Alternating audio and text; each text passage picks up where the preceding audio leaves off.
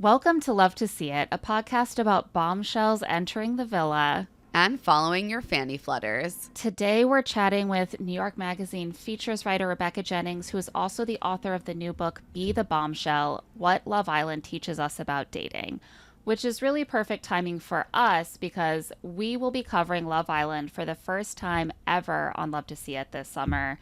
And we need to get a little bit more into the Love Island universe. I am so excited. Before we do just that, we have a little housekeeping reminder that we are doing our 10-year anniversary little live show over at City Winery on June 26th. And we have about 15 tickets left to that. So if you were thinking you might want to go, definitely grab your tickets now before we sell out. Also, over on Substack, on Rich Text, we released an episode about the re-emergence of the pro-natalist movement in this country. And we're also going to be chatting about The Secret Lives of Mormon Wives, Season 2. Yeah. High culture, low culture, everything in between. That is our brand. So Rebecca, thank you so much for joining us. It's great to have you. Thank you so much for having me. I'm so excited. We're so excited to talk about Love Island. You wrote this book all about Love Island.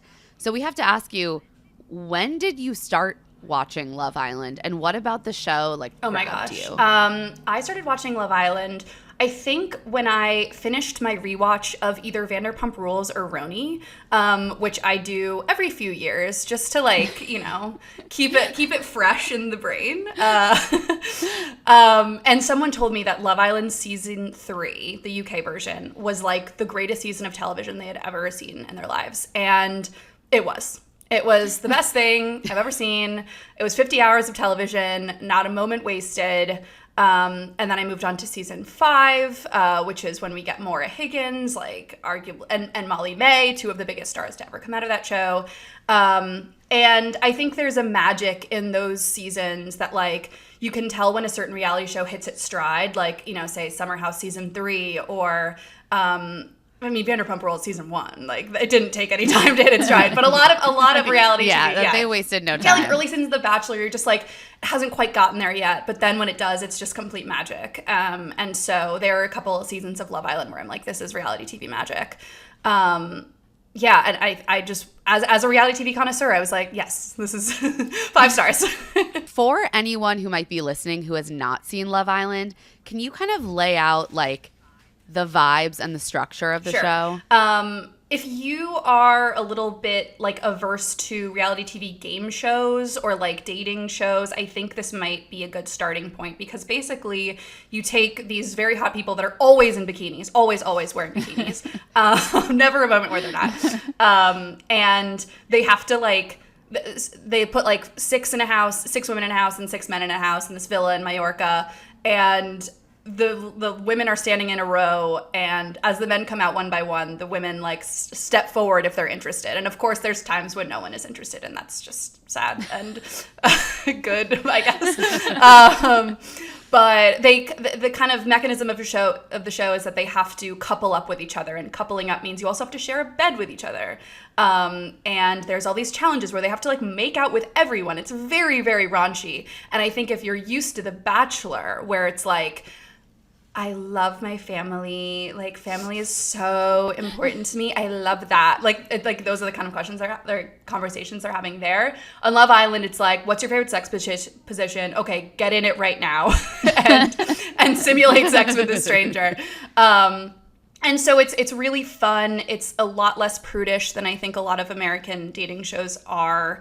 And it's about a bunch of really messy, hot single people spending their summer in a villa and coupling up, recoupling, getting dumped from the island if no one wants to couple up with you, and the drama that unfolds within. Also, if anyone doesn't know, it is edited and released basically in real time.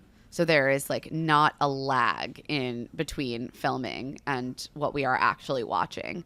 So Rebecca, you say that you're a reality TV connoisseur. What are your qualifications?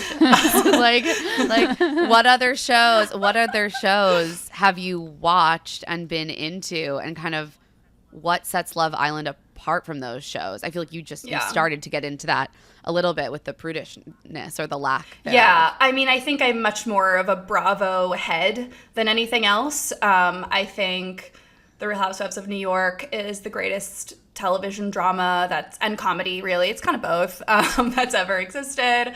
Vanderpump Rules, also just completely incredible television.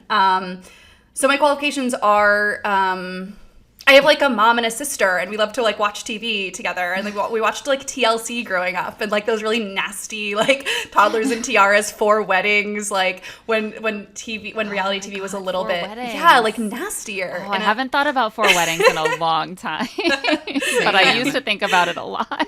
Yeah, a clip of 4 Weddings came up on my TikTok feed, and I was like, thank you for this reminder. And so I think, you know, watching a lot of TV that's just about people who are friends with each other navigating a certain part of their lives, that's always been, I think, where reality TV sings. But I also like was a huge Bachelor person for a long time, and I think what I like about Love Island is that it's less about creating this fantasy of marriage at the end of a couple weeks of knowing somebody, because I think we all know, and that's part of the fun. You know that it's like really campy and dramatic and unrealistic, and that's what creates so much of the drama. What I do like about Love Island is that they're not, at least in the early seasons, they seem to be a lot less aware that there are cameras there, because a lot of them are really like secret cameras. Like they don't, like there's not a cameraman in their face. It's like a camera that's already been attached to like this part of the house that you can't really see. And so you get a lot of like unvarnished messiness that you don't get with these very polished dental hygienists from Wyoming, or like baby nurses from Kentucky that you get on The Bachelor, which I like. Yeah. That's something that is fun too about the first couple seasons of a reality show is if they don't know how the show is made, they've never seen a season, right, they have their own ideas about what's going to be included and what they're supposed to be doing, that you get sort of a more naive contestant, and that can be really interesting to watch. Yeah, and there's a lot of moments on Love Island where contestants were literally having sex with each other in a darkened room. They all share a bedroom together, and they assumed, like they said after, like we assumed that wasn't going to be shown. But this is the UK. This is not the US. They have a lot, you can show a lot more. I mean, if you've ever seen Naked Attraction, you can see like full frontal nudity like the entire time. But yeah, they were basically like, we didn't think that was going to be shown, but it's like, nope, that's not the kind of show that Love Island is. Love Island is where you can have sex and it will be on TV. That's quite a gamble to be like, I just assume they won't show this, and if we're wrong, we will be shown having sex on national television. Right, exactly. That's a risk I'm willing to take. That's the Brits for you.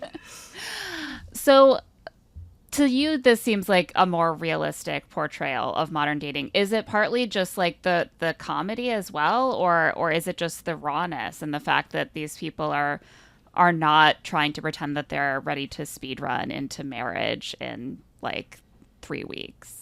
Yeah, I totally think that's part of it. I think like the casting, you know, they pull obviously a lot of Instagram hot people, which every reality TV show does, but they also pull people from like really random towns in the UK, like, you know, the SNL sketch where it's like, I'm from the part of Ireland where the soil is bones, or like I'm from murder suicide England. Like it's like these really bleak towns with these crazy accents, but they're ultimately, you know, kind of like normal like people that are often they're sort of open about the fact that they're like fuckboys or, you know, players or whatever.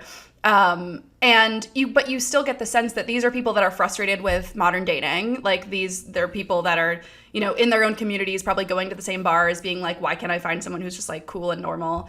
And so in that way, I think putting people like in a place where there's a bunch of men and there's a bunch of women and they're all kind of flirting with each other, I think that's a much more realistic kind of portrayal of what dating is like versus something like, you know, The Bachelor or some of the other, like Love is Blind, for instance, which is like very unrealistic, obviously. But that's, you know, the fun of it.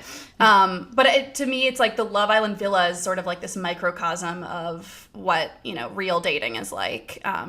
but like without the kind of negative aspects of it. It's like you're not like kind of playing phone tag or ghosting. It's like you can't ghost somebody that's in a villa with you. You can't run away. Like, yeah, you are physically yeah. so close trapped to them that you are forced to eventually break up with someone to their face if you want to. Right, and do you can that. see the appeal of going on a show like that, where it's like you can't just kind of like run away, or like when you kind of exchange someone for someone better, when a hot new bombshell enters the villa, like you have to face that other person. Like you get closure by witnessing your partner moving on, like in front of your face, maybe with your friend, you know? Do you feel like audiences are like hungry to see those more real life experiences like mirrored back to them in their reality television, especially when it comes to dating? I think people are always looking for a reality TV show that, like, just what we were talking about, that isn't full of people that know exactly what they're going into, that have a game plan, that, like, I even see this with like The Traitors, which is only on its 3rd season in the US, but it's like people go in with such a strategy now where they've almost broken the game, where I think that often that also was the case, I think, on The Bachelor for a while, where it's like people try to like kind of, they go in with a, you know, not quite an agenda, but like they have a sense of how this is going to look or how this is going to end up. And they've seen former contestants on the show, the kind of career roadmap that they've followed. And they're like, okay, I can do that, but a little differently. And Love Island obviously has been around for 10 years now. That's very much the case. But I think, like, you know, just being in the villa with all those people, like being like having the secret cameras around, it's like you really don't get a break, and it is real time. So there is an element of like real life, like cinema verite to Love Island that there aren't with other shows. But then there is that like escapist element as well. Is that purely just the excitement of being like, they have to play everything out? You know, they can't ghost each other? Or are there other elements of the show that bring that kind of like heightened escapist element? Yeah, I mean, so for instance, like with the sex thing, it's like you can't just run off and hook up without having a camera in your face. And so there's, you know, the element of the hideaway, which is like once a couple gets to like a certain level, like, you know, the game master, which is kind of the phone, like the phone, like, you know, you have the phrase like, I've got a text, like the phone is sort of the host a little bit, you know, when Maya Jama or Ariana Grande are not, or Ariana Madix, sorry. Ariana Grande. Can you imagine? Ariana Madix aren't around. And so the phone will kind of be like, hey, like you two are really having like a really strong couple. You can go to the hideaway, which is like, hey, you can go have sex in this place that isn't surrounded by all your fellow contestants. So it's like, they're like, it's, you know, it's not quite on the level of like Too Hot to Handle, where it's like you are not allowed to touch or else there's like consequences. But it is like, well, you know, you get this one chance for privacy, and so it isn't quite a free for all. And also, you know, they're limited to 2 drinks a day, at least on the UK version. And every time that you hook up with someone, you have to like meet with a therapist after, just to like, you know, they're very careful about, you know, mental health and stuff after, you know, some of the early season stuff. So yeah, there is like these kind of behind the scenes mechanisms for making sure that it's not a total free for all in the villa, but oh, and they also like had to stop the use of smoking, because in the first 3 seasons, like they are constantly smoking. Like the contestants are just like sitting around, just like there is not a single scene where they're not smoking, which is, you know, funny in hindsight, but like probably not great for like this, you know, people's health. For society. Yeah, for That's society. so funny. The only season of the show I've ever watched, and I didn't finish it because it was just so many episodes, was the very first season. I started at the beginning, and I don't remember that at all. All I remember was there was just like a big, gigantic guy with like the ear spacer things. Oh. And he loved women with like really like thickly injected lips, and that's like my only memory of Love Island. Is that's a pattern. Is him and like the blonde with like giant pillowy lips that he started dating. So yeah, clearly I need a refresher.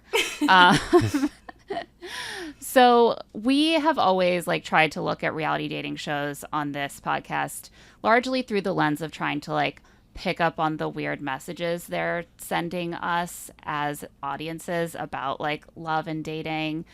And a lot of these messages are sexist or racist or just like divorced from reality.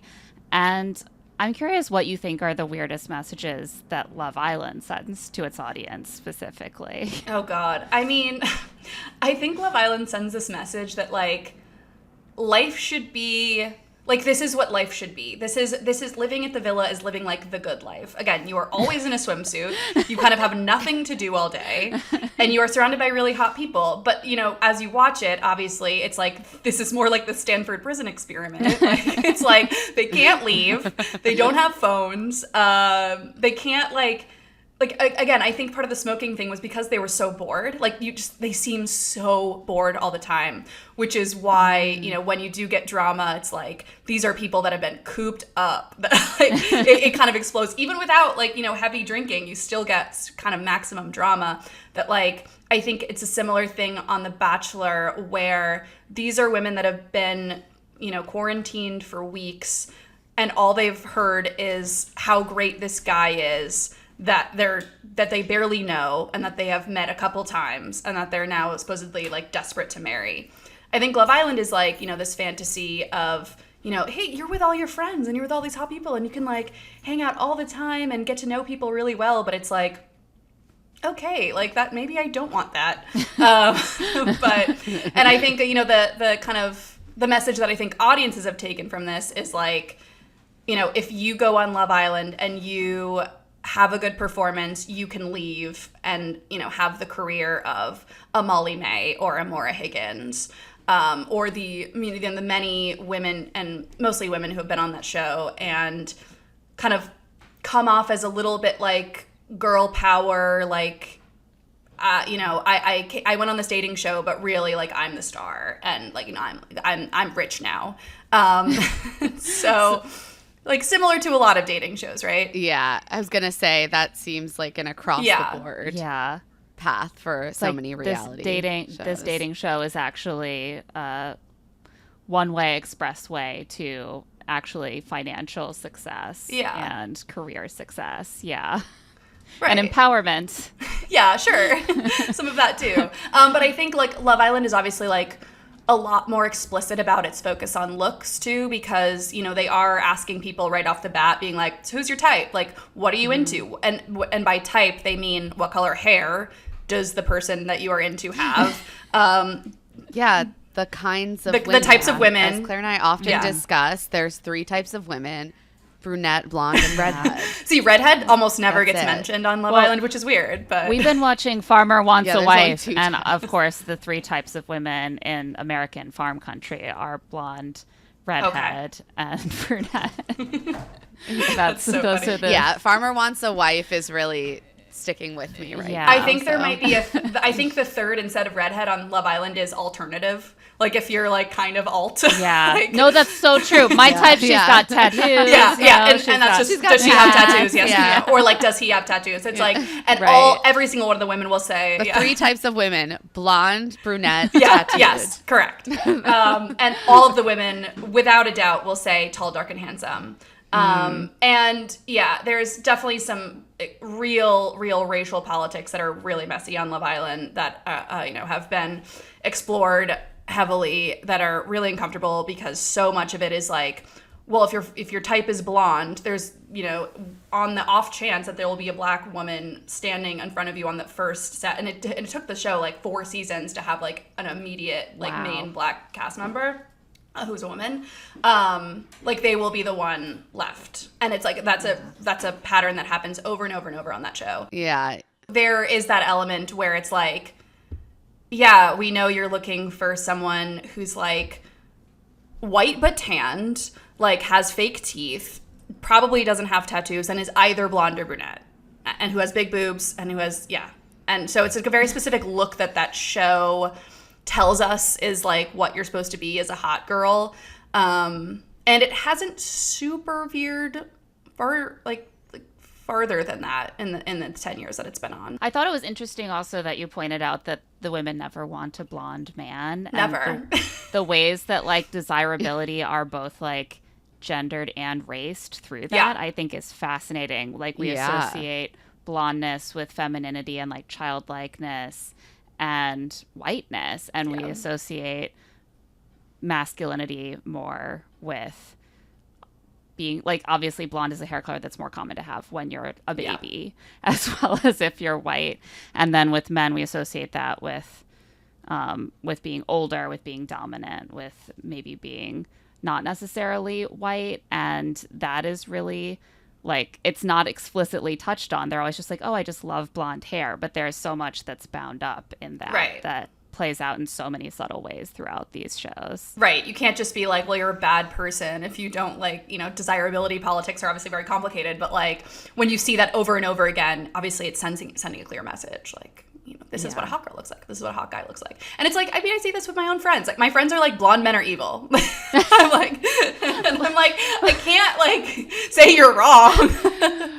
Well, I feel like I carry that too. And I think it's also bound up in like, there have been choices to portray kind of the perfect man as like the blonde, like almost Aryan Prince Charming Adonis. And then he turns out to be not as good as the other handsome evil. Man. Yeah. Right. He's the evil Prince Charming, and the good Prince Charming turns out to be brunette. At some point, that decision was made culturally.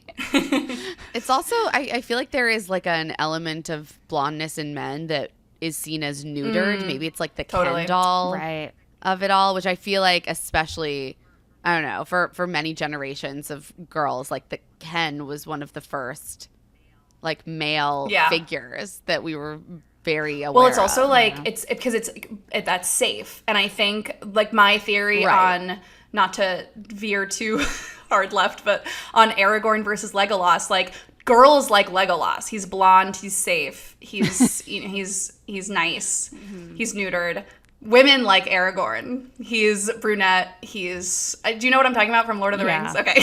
Yeah. Yes. I know about Lord of the Rings. Okay. I know. Good. I'm a nerd. No, that I think that's really true. Like it's part of the whole like the arc toward like showing that you're embracing like a grown-up like womanhood by showing that you've moved past the need for a safe and nice boyfriend.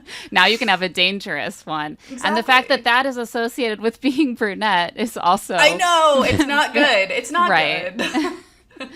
There's so many layers to this. I would actually read an entire book just on this specific dynamic, but there's so much in here. We have to move forward. So first, we're going to take a quick break. When we get back, we'll have more with Rebecca Jennings about Love Island.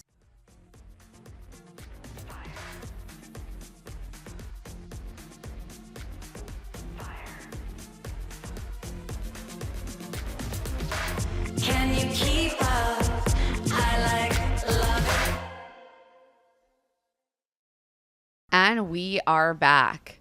So, Rebecca, the book, Be the Bombshell, is about Love Island, but it's specifically about kind of dating advice gleaned from the world of Love Island.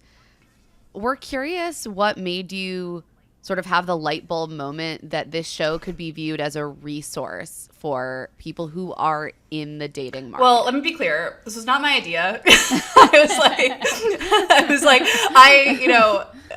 thought it was a really fun idea, but it was not mine. Last year I wrote a story for Vox about why Love Island US was like the best show on the best reality TV show on at the time, and it was a big deal because usually the US version was like never as good as the UK version, and they air at the same time, and so there's a bit of like, you know, a bit of competition there. And the US version was always just like a little bit more, again, it had that prudishness that I think American reality TV shows have that British reality TV shows do not have at all.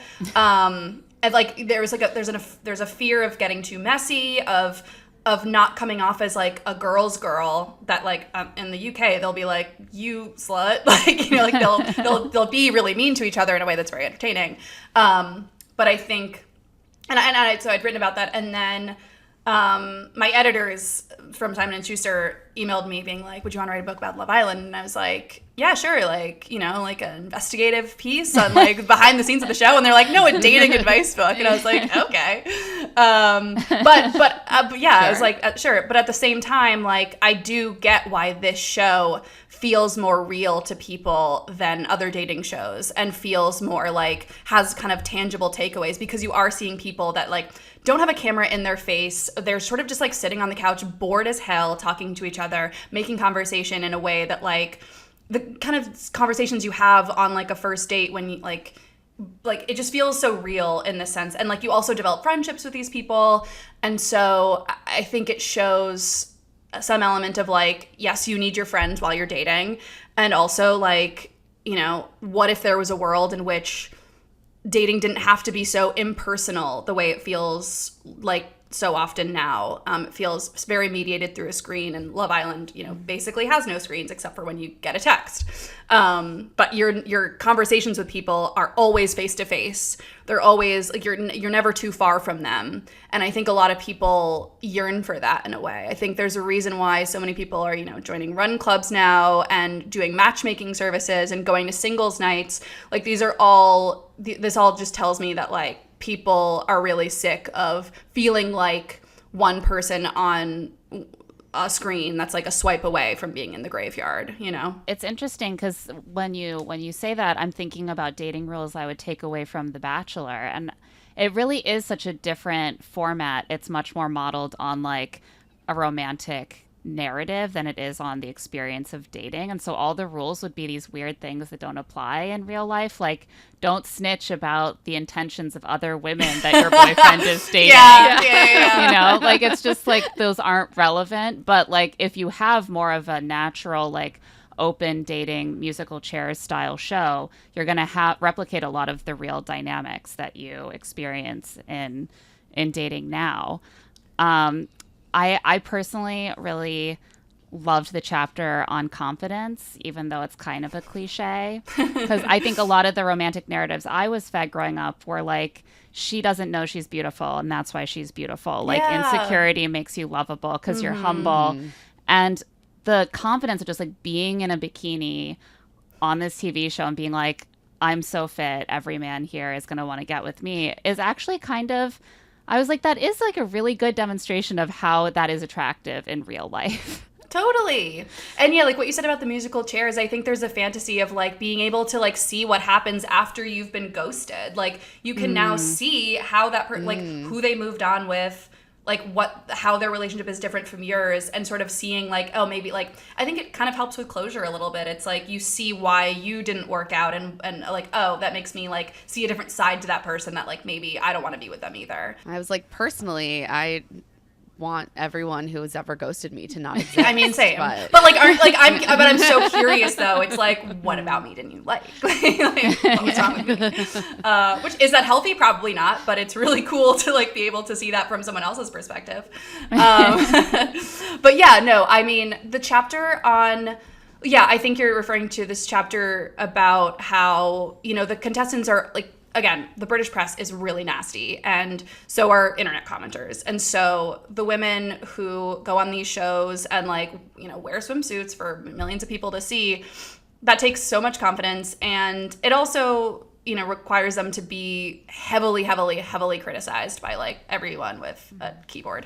And I hate that advice so much. It feels so like self-helpy and like, girl, wash your face. Like, I'm so allergic to that kind of stuff. It's like, you are the only thing that is in the way of your success. It's like, well, that's not true. Beyonce has the same number of hours in a day as you do. Yeah, exactly. It's like, it's so awful. But at the same time, like, but if it weren't a little bit true, then like, you know, then everybody that's like kind of sitting at home just like feeling sorry for themselves all the time would, you know, be the same as the people who are kind of like in a similar situation, but like choosing to like what they like about themselves and not be apologetic about being who they are as a person and leaving their house. I think that's that's one of my main things from this book that I hope people take away is like, you have to leave your house. Yeah. Like, you have to leave your house. The book should have just been called Leave Your House. Oh my God. Girl, leave your house. Leave your house. That's my next book.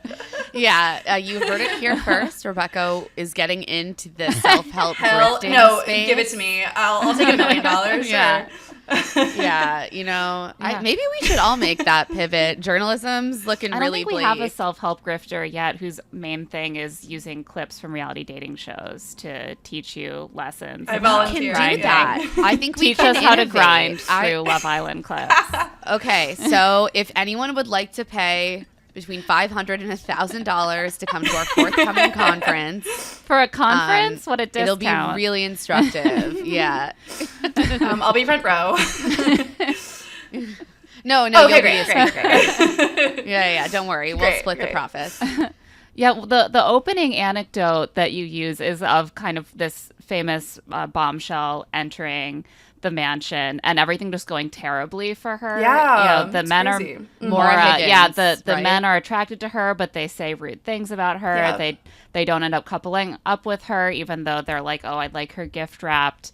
And I was like, so why is this book called Be the Bombshell? It sounds like it sucks. No, it's like that's sort of like I remember like realizing that like Maura Higgins being like, like if you've never seen a picture of her, like Google her. She is literally the hottest person that has ever walked the earth. It's like comical how hot she is. And I know her from After Okay, Sun. Yeah, I did Google her, and I was like, "Holy shit!" Okay. I know. Yeah. And she's also She looks like a person that like at to 100%. be It's honest. like mix like Emily Ratajkowski with like any Victoria's Secret model, like that's her. But it was just like kind of astonishing how she was like she's also like really funny and like personable and like loud, which makes her really good TV. But like horrible things kept happening to her. And I was like, okay, if it doesn't work for her, then like, what are we all doing here? Like, why is she on a dating show? Like, she should have men like lining out the door in her little Irish town, wherever she's from. Like, but it was like, oh, this is why people want to go on the show. Not only, of course, like to get famous or whatever, but also because, it's like you get to live this life where you're in person with people who like kind of have to talk to your face and be honest with you, or else they'll get caught like by TV. You can't really lie on Love Island or any dating show, but there is accountability, and I think a lot of us have a fantasy of that. But yeah, I think like being a bombshell is like as much as, sometimes it sucks to be a bombshell on Love Island because some of these people, like a lot of these people have already built relationships with each other. They're already coupled up. You have to kind of be the bad guy and steal men away Can you sorry. Claire, are you aware sort of what it means to be a bombshell? you're the hottie who comes in after the show is underway to try to like distract. Okay. That's something I have absorbed. So, and that's something we've seen on other shows we've covered because that's like a standard part of these formats now is like, ooh, we brought in some new hotties. Is someone's head gonna turn? Yeah, and they pick the bombshells based off of like who the existing cast members say their type is. And so if someone's in a really like strong couple, they'll be like, okay, what's his type? Let's bring in a girl that's exactly that to try to break them up and cause like chaos. And so you're kind of already set out to be the villain. But I think like anyone that's in the dating pool, it's like that's kind of how it feels. Like say if you're newly single, like you're going into this world that's already churning without you. It's like entering a party a little late. And so if you're deciding suddenly to like put yourself out there, you are kind of like stirring some shit up. But that's what dating is. Like there's a little bit of musical chairs going on, and people dating at the same time. And, your arrival might, stoke some competition. But like, what else are you going to do? Stay home? Again, leave your house. Girl, leave your house. So like being the bombshell is more like just get out there and do shit even if it's messy. Yeah, even if you're not perfect at it, even if you don't like feel as confident as you could, like fake it, like have fun doing it. Like even when dating feels like just a complete chore and a grind and you feel like hopeless, whatever, like I think in one of the chapters I talk about like taking like pre-date time to just completely like not necessarily find a ritual, but like find joy in the getting ready, or like however that means, like whether it's like taking a really long bath or like putting on like taking 50 minutes to put on your makeup and like setting a playlist for just this moment, or for like making a really fun drink, whether it's like a Spindrift with a rim or like a cocktail, whatever. Like just finding like feeling a little bit fabulous, because it is kind of fabulous. Dating is fabulous. And like, I think people should feel more like a bombshell when they do it. Yeah. Rather than just like obligatory, this is like a shitty job. Or it's like, oh, I have another like Hinge date. Like, no, that's cool that you're like going out and like meeting a beau, like that you're, you're trying, you're being out there. You have a tryst, you have an assignation. It's chic. We have to bring all these words back. I know. My signature move was always going on one date and then messaging them and being like, I'm so sorry, I'm actually shutting down my OkCupid account because I'm not in a place to date right now. And then I would have to wait like an appropriate period of time to reactivate, which was a really inefficient way of approaching dating. So I could have used some of these tips back when I was on the dating market, or maybe I should have just been watching Love Island.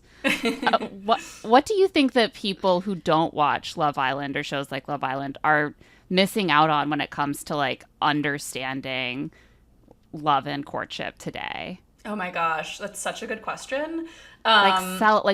Why should people be watching this show in order to be good at dating? Oh my God.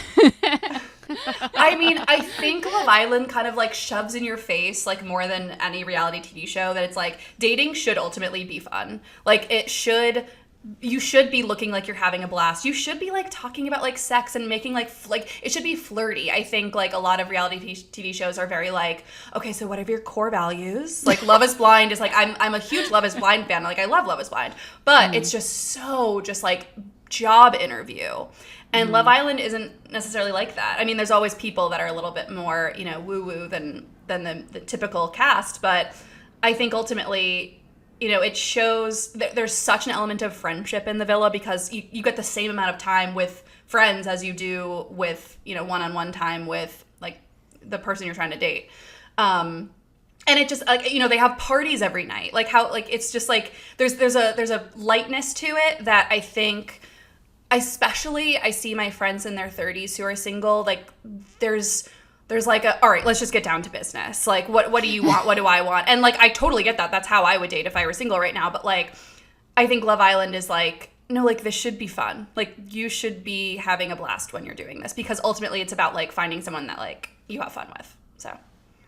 Yeah, that's interesting. Love is Blind is almost the professionalization of dating, and Love Island is like a fun mess. I do think part of that is just that Love Island tends to trend quite a bit, or at least a bit younger than Love is Blind. And also they're all hanging out in bikinis all day. I'm just gonna And like the challenges are so silly. Like sometimes they'll like do like food, like a food fight, like it's very juvenile.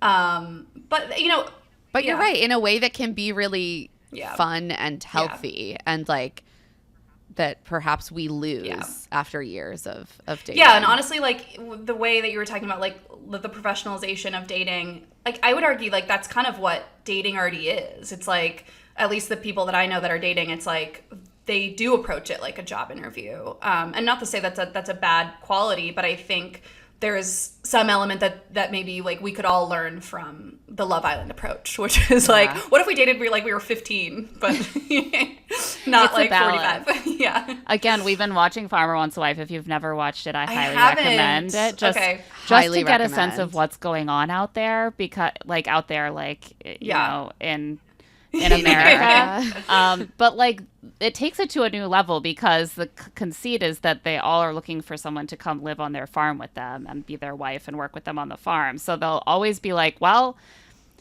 I think she'd be a really good fit on the farm. She's really natural with the cows, like it's truly like a job interview. And then you look at like a show like Love Island, they're not thinking at all, as far as I can tell, about how they would really fit into each other's lives going forward, but they're just having such a blast in the moment. Oh yeah, only at the very, very end. Right. But wait, to pivot to Farmer Wants a Wife, so like do they take women from like the city and be like, I'm ready to like peace out and live on a farm? No way. Yes. I mean, it's a range. There are women who are like, I grew up on a farm, I want to get back to a farm. But mostly it seems like women who are seeking a position on a farm, either because they're city women who kind of are curious or romanticized it, or because, again, they grew up on a farm, but now they have no farm to work on. And so they have to like be a nursing student or something.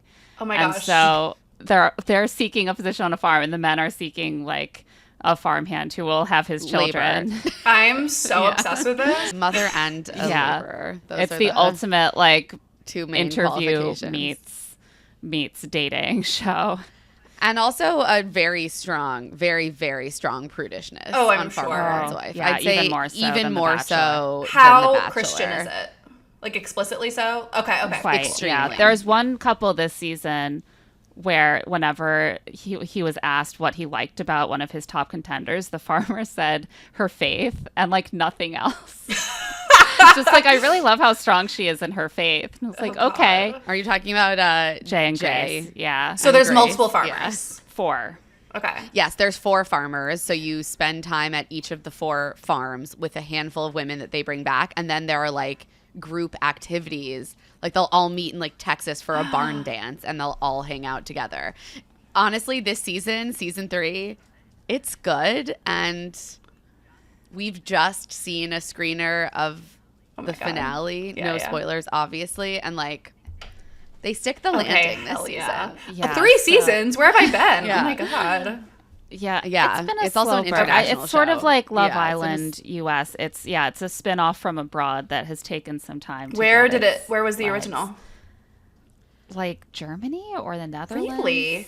There are a There- ton. yeah, or like there are a Denmark. lot There's a ton of them, and it's actually it actually was like initially based on a docu-series from like the 80s. So it's Wow. been around for a long time in like many different iterations, and it was on in the US in like 05 or 08 for 1 season, and then it's been back for 3.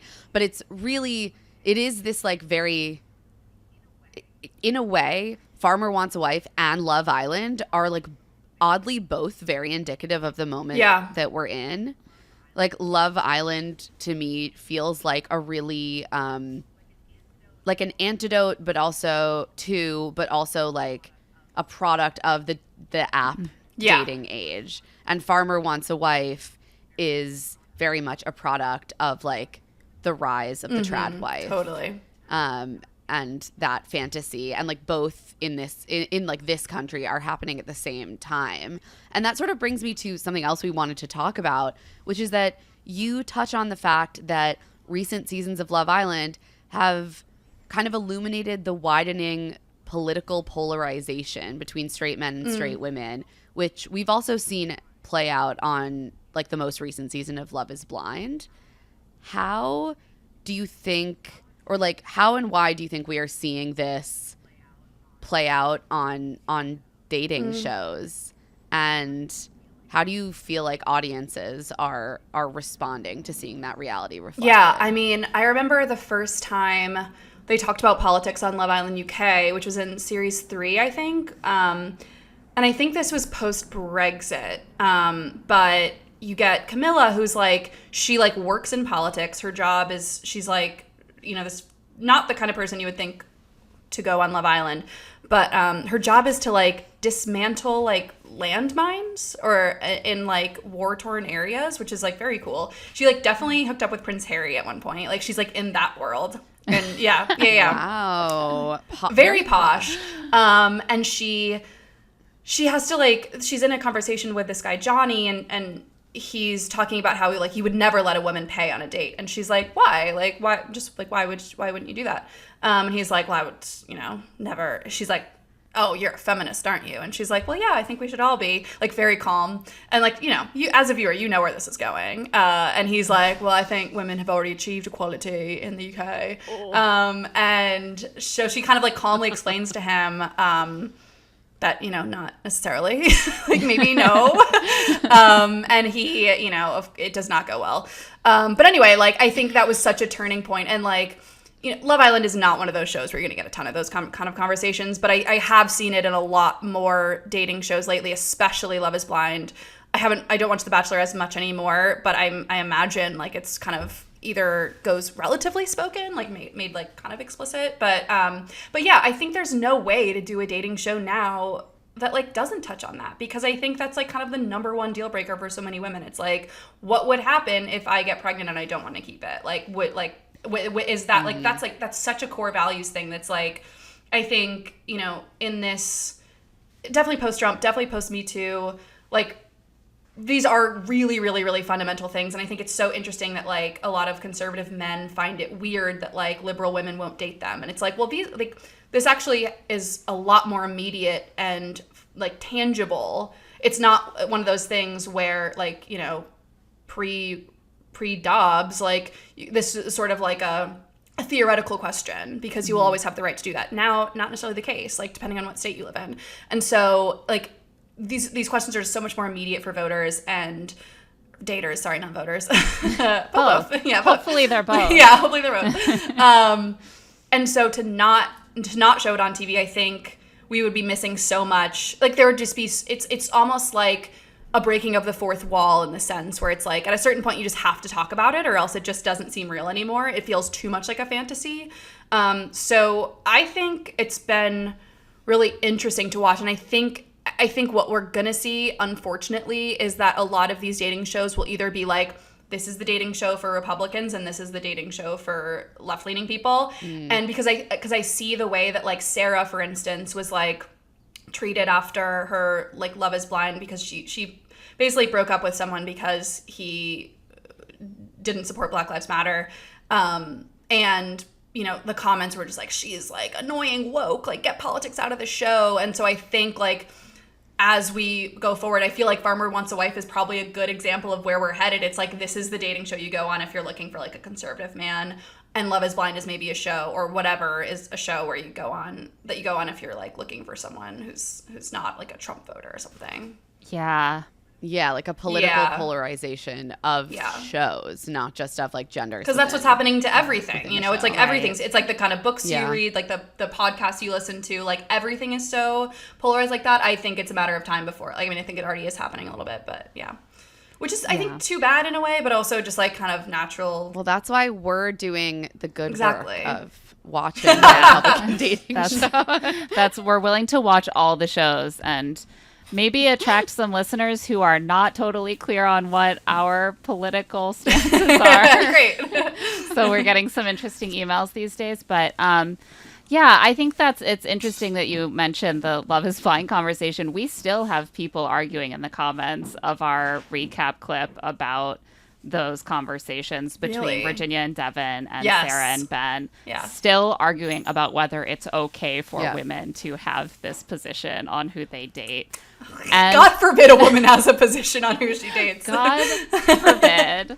It's a very real issue, as you point out, that they could be rights that are taken away at this moment. It's not theoretical. So you have an episode of Seinfeld 20, 30 years ago where Elaine is trying to decide if she can date a guy who is anti-abortion. It's kind of like goofy. Like, she's going to have the right to have an abortion, but does she want to date a guy who doesn't think she should have an abortion? Now it's truly like your husband could cast a vote that leads to you dying of sepsis in a hospital, in a hospital parking lot. So it starts to take on these very real stakes.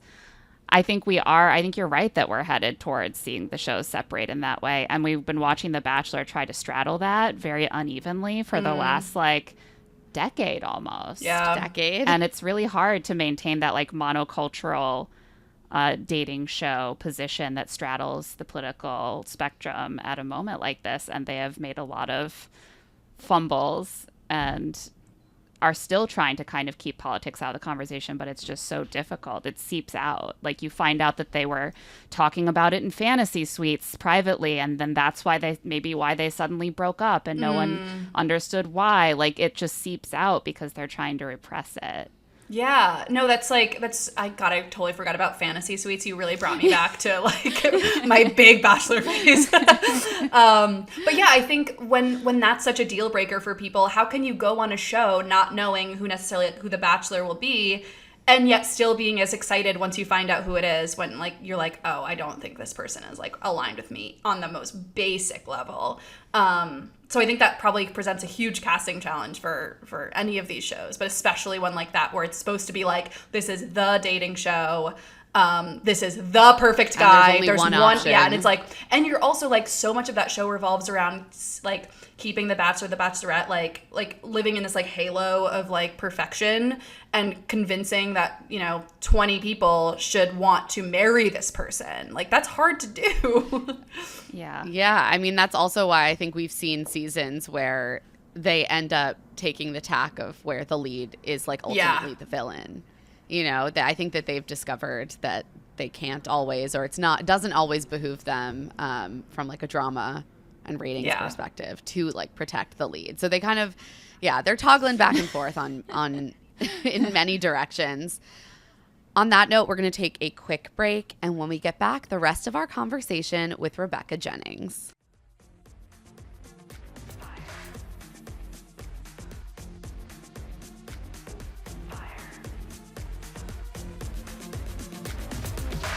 Can you keep up?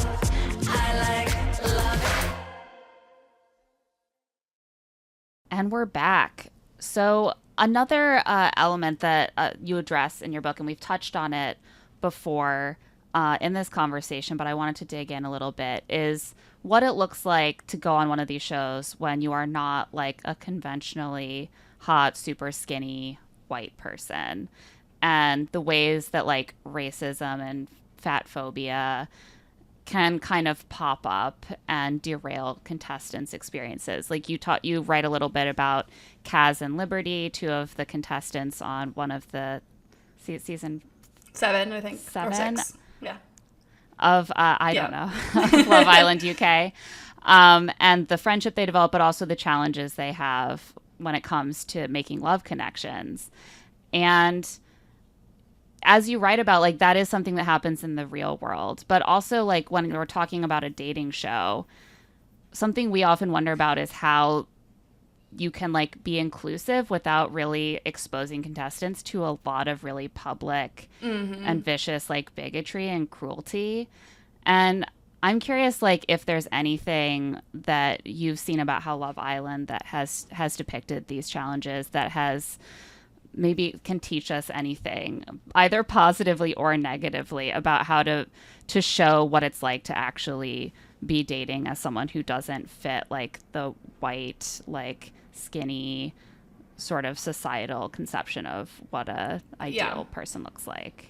Yeah, I mean, I think I'll just say it. Like, I don't necessarily think Love Island is the best place to do that, to navigate those questions. I think the joy of Love Island is that it's a bit superficial. And so when you get someone who is not, everyone is classically attractive on the show, I will say. Like, there's no one that has ever been unhot. But there have, dark-skinned Black women face a completely different, like, world when it comes to dating, a white guy from Liverpool, like that kind of person. And so actually Huffington Post ran a story a few years ago called like Love Island needs Black women, do Black women need Love Island? And it was basically encouraging Black women to like stop going on the show, because at a certain point it becomes a bit of like a humiliation ritual where it's like, why would you want to be in an environment where the implicit message is that you're not wanted there. And same with women who are, like, to be fair, they do not cast women who are fat, who are plus size.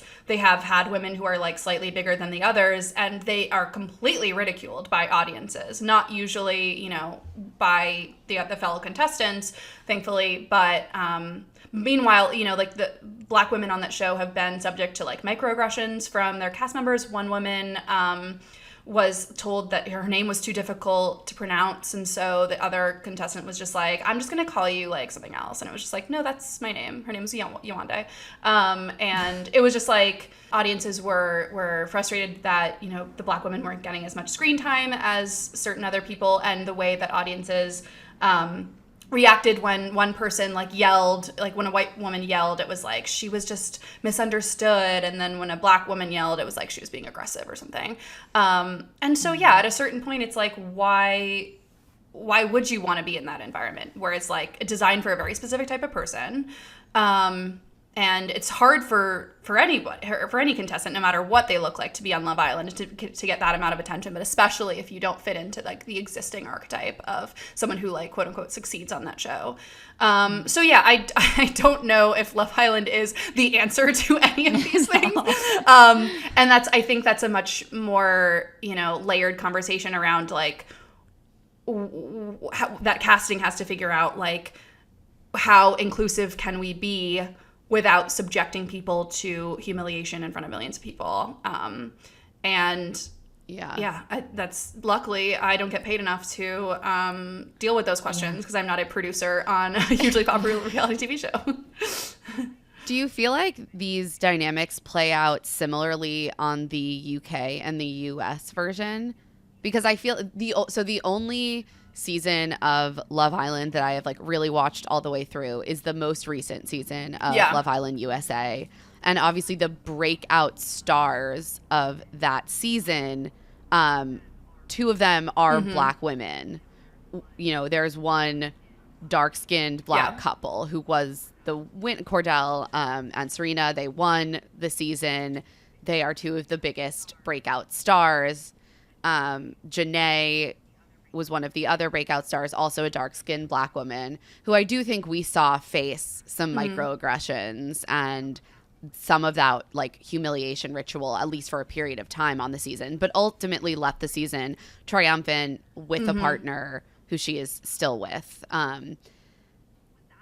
Was that like an anomaly? Yeah, it absolutely was. I think like I've seen more UK seasons than I have US, but like the US version has always been a little like nicer and a little bit like less more interested in the friendships and like you know, quote unquote genuine connections, and less interested in like the drama and the messiness. The UK version has always been super messy, kind of mean, and I think that also goes back like the British press is a lot meaner than the US press, and I think that probably translates to who's watching that show and what do they feel comfortable saying. I think, you know, if you have a major US outlet like saying something racist about one of the contestants on Love Island US, they will get called out for it. Whereas, you know, in the UK, they will also get called out, but like it's just it's part of their like the British press has so many other problems. Like, British tabloid culture is very it's horribly very racist. It's horribly like misogynist. It's fatphobic. It's everything. And so yeah, I there's some of that, you know, American prudishness actually helps a little bit when you're talking about like what kind of interactions we want to see on our TV without feeling like bad, you know? Yeah. Yeah, and maybe also just like casting more people of color who date other people and of also, color, yeah, and having that mindset of who you find like if we keep casting people who think that there's only one type of person who's hot, then that does tend to perpetuate it. But, you know, this is a show that's really focused, and it's like, it reminds me of shows like Too Hot to Handle, where I see this play out, where there is this fixation on like a type of person that you're attracted to that's all entirely based on physical attributes. Yeah. And so exploring that kind of superficiality is certainly part of the show.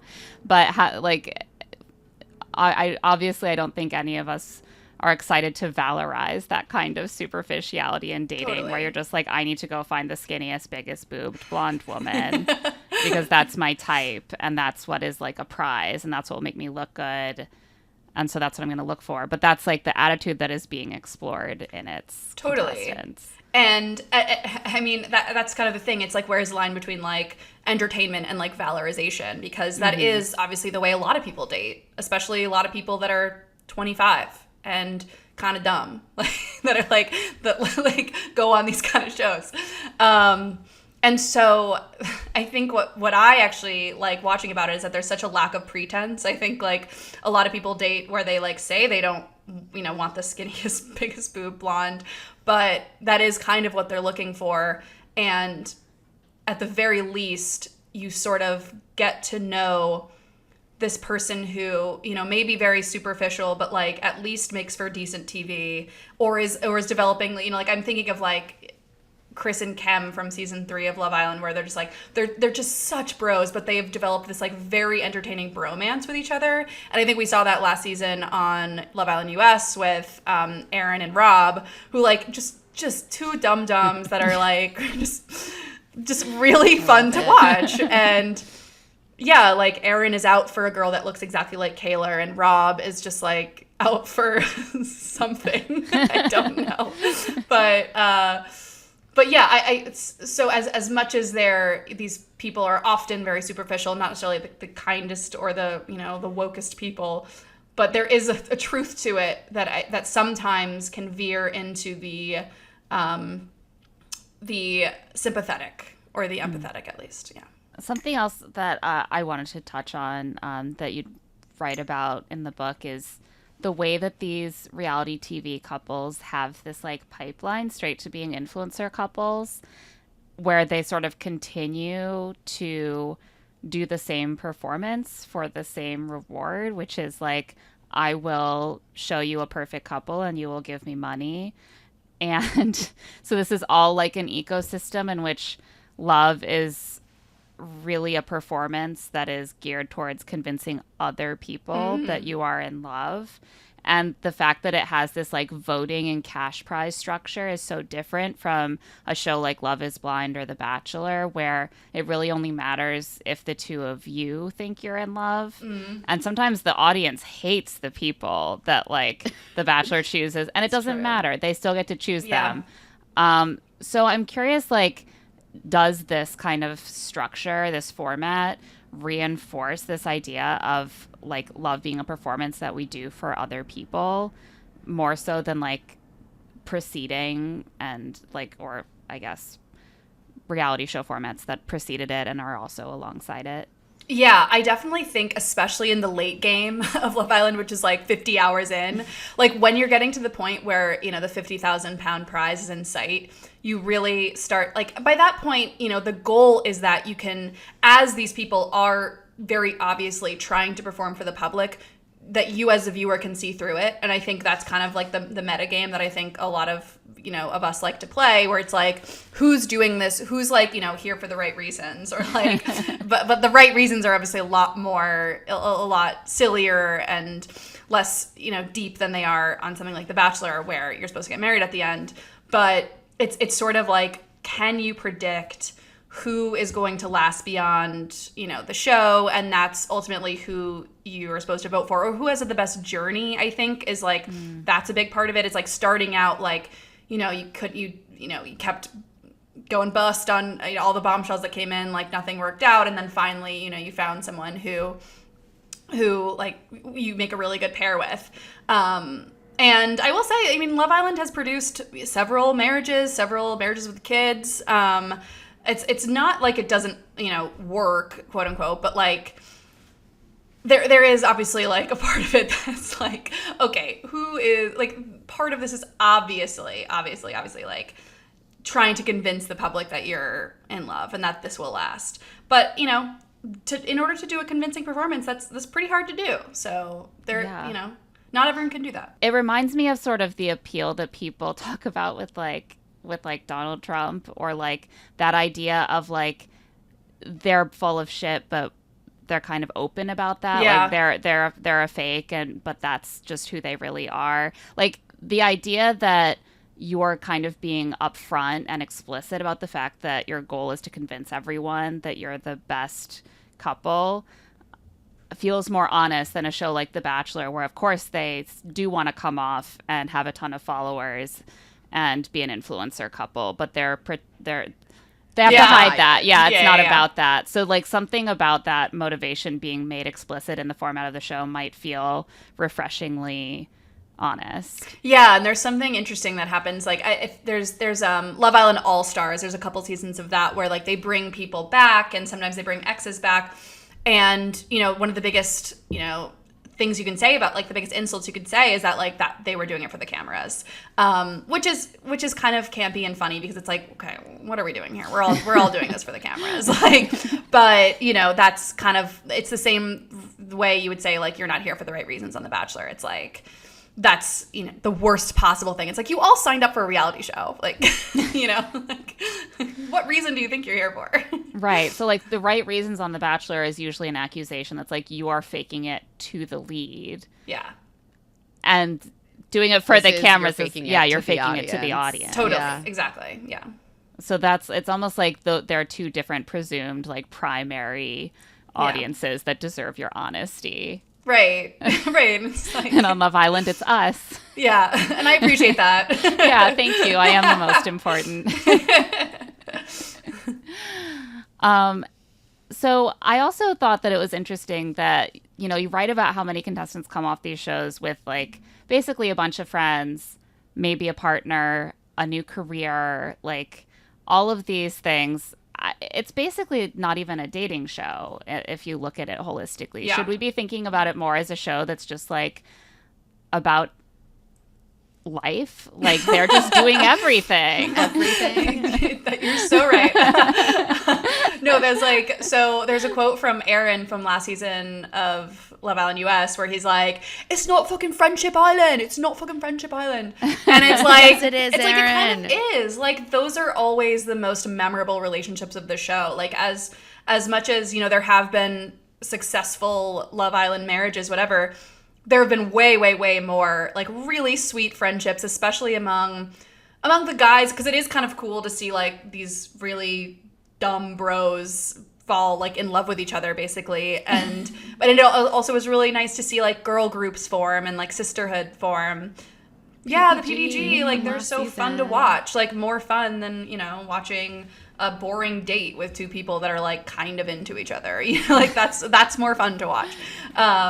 So yeah, like, I think, again, like, one of the biggest, I couldn't believe how much I found room for this in the book, but it's just like, Love Island is a show about, like, leaving your house and being out there in the world where other physical people are, like, because you have to, like, go into, like, a villa, whatever that means for you, and, like, be around people, because it is such a better way to date than just sort of, like, waiting for the world to come to you, or just, like, waiting for things to show up on a screen that, like, make you then want to leave the house. It's like, no, you need to be out there. Like, you'll catch a vibe from someone in 1 second that would take you, like, tons of back and forth on the internet to, like, get right away.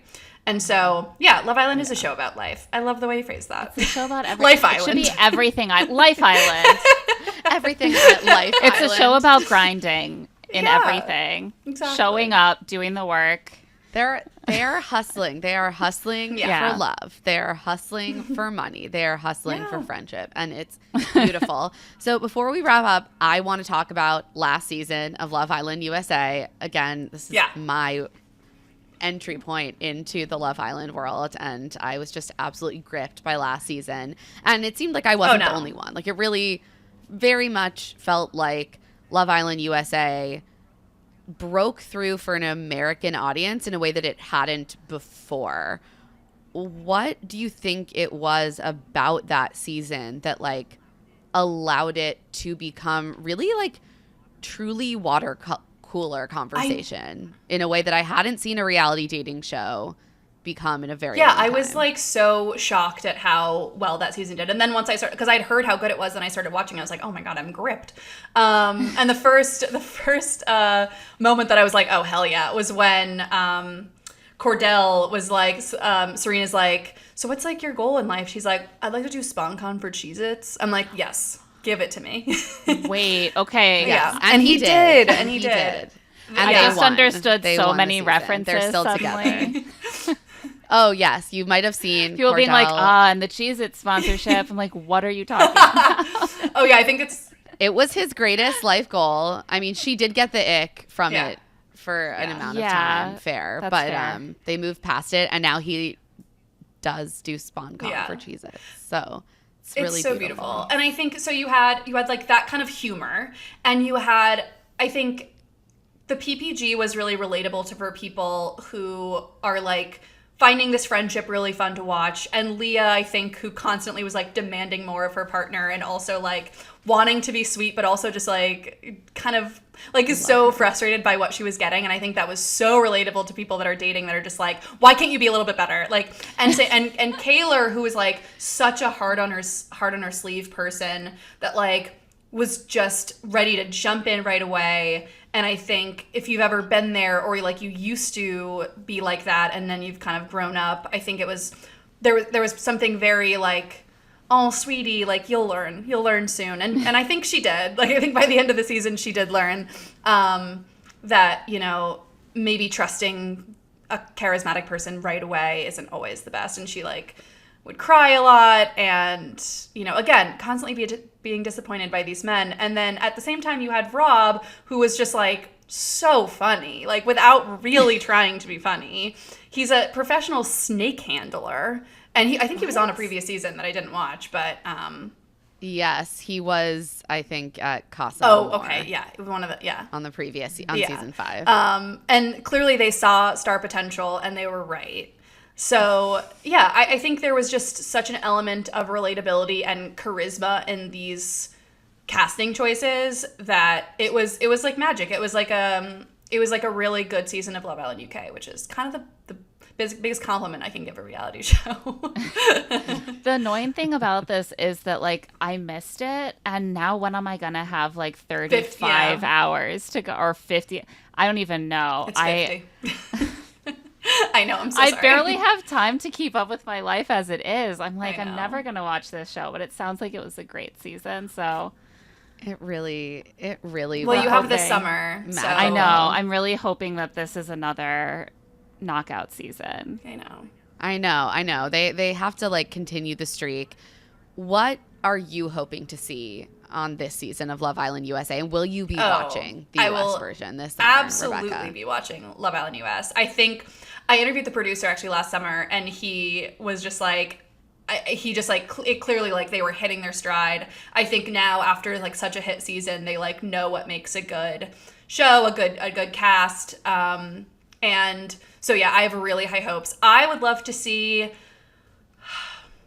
I would love to see a little bit more messiness. I think there was like last season was like had such a bow on it, and like but like, you know, there is some of that early UK season magic that they are missing, that I think will be that's hard to replicate in any show, because you're getting people that know what they're getting into and that have grown up on reality TV. But if they can just find like someone who is both a romantic like Kaylor and also takes no shit like Leah, and also is just like so sweet like Janae, like it's just like I have hope. I think they're gonna yeah. Combine all the women into one person. Yeah, like a Hannah Brown type figure. Oh, love her. Going back to my Bachelor references. Yeah, no, Hannah Brown. That's a magic in a bottle season of The Bachelor. So if anyone has more free time than I do and might want to dive into Love Island for the first time, or if I find some free time, maybe late at night, where in the canon do you recommend they begin? Start with season 3 and then watch season 5. And if you don't like of UK. Yeah. And if you don't like either of those, then Love Island is not the show for you. And God bless. You've just freed up 50 hours a year of your time. Congratulations. Yeah, I'm kind of jealous.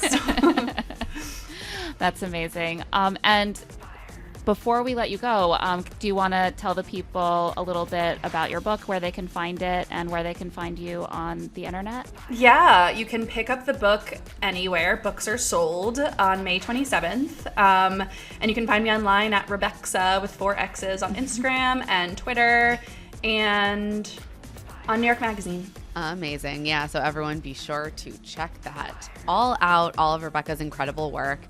And on that note, that is it for this episode of Love to See It with Emma and Claire. Thanks to our wonderful guest, Rebecca Jennings. Love to See It is a presentation of Odyssey. The show is produced by us, Claire Fallon and Emma Gray.